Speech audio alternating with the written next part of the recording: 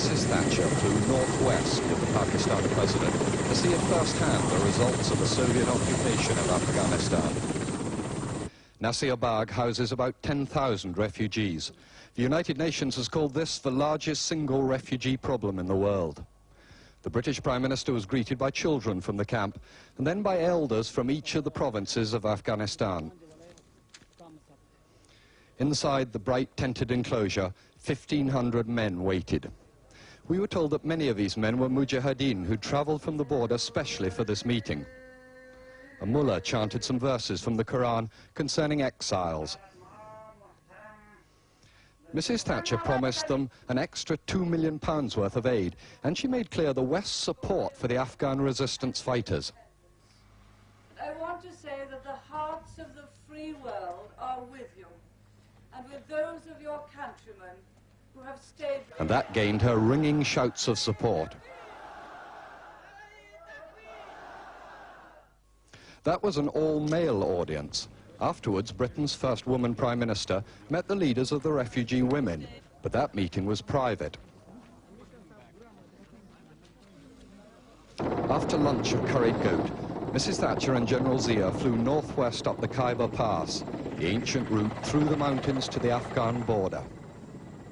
She landed at Landi Kotal, where local Maliks, chiefs of the Pathan tribes, waited to greet and to garland her. She was presented with 2 sheep.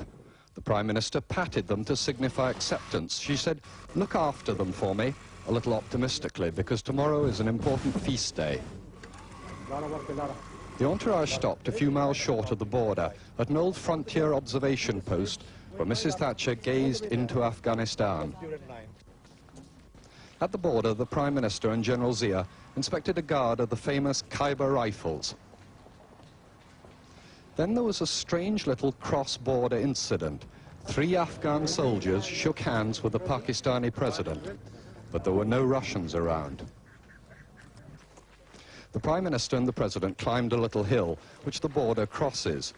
As the crowd pressed around her, the Prime Minister may accidentally have stepped a few feet into Soviet-occupied Afghanistan. For some minutes, Mrs. Thatcher gazed across what she sees as the front line of the free world. It seemed almost peaceful, just a line of lorries waiting to cross into Pakistan. But then the reality of the war, as a border guard proudly showed her a Kalashnikov automatic rifle captured from the Russians. Mr. Thatcher tried it out for weight. As the Afghan soldiers looked on, the British Prime Minister said, "We shall never rest till Afghanistan is free again." David Rose, News at 10, at Torkham on the Afghan border. Two British took part in that battle in 1990.